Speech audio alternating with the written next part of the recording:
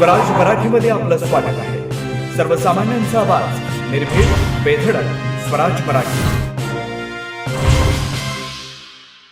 दोन भावातील भांडण सोडवायला गेलेल्या शेजाऱ्याचा खून, 3 तासात खुनाच्या गुन्ह्यातील आरोपी गजाआड, इस्लामपूर पोलिसांची कामगिरी। सचिन सुभाष लोंढे वय 37, राहणार अण्णाभाऊ साठेनगर, पेठ, तालुका वाळवा असं मृताचं नाव आहे। पोलिसांकडून मिळालेली सविस्तर माहिती अशी: मंगळवार दिनांक 31 रोजी रात्री 9 वाजताच्या दरम्यान 2 सख्या भावांमध्ये किरकोळ कारणावरून भांडण सुरू होतं।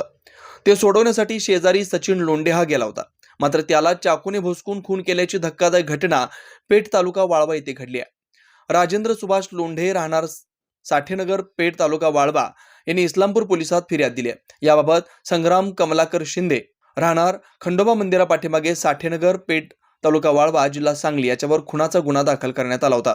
या अनुषंगाने इस्लामपूर उपविभागीय पोलीस अधिकारी मंगेश चव्हाण यांनी वरील प्रमाणे खुनातील आरोपीस ताब्यात घेऊन गुन्हा उघडकीस आणण्याबाबत सूचना दिल्या होत्या। सदर सूचनेप्रमाणे पोलीस निरीक्षक संजय हारुगडे, इस्लामपूर पोलीस ठाणे, सहाय्यक पोलीस निरीक्षक दिडभाग तसेच डीबी पथक इस्लामपूर पोलीस ठाणे हद्दीमध्ये पेट्रोलिंग करत असताना खुनातील आरोपी हा राष्ट्रीय महामार्ग क्रमांक 4 बेंगलोर पुणे रोडवरून पुण्याच्या दिशेने जात असल्याबाबत गोपनीय बातमीदारामार्फत माहिती मिळाली।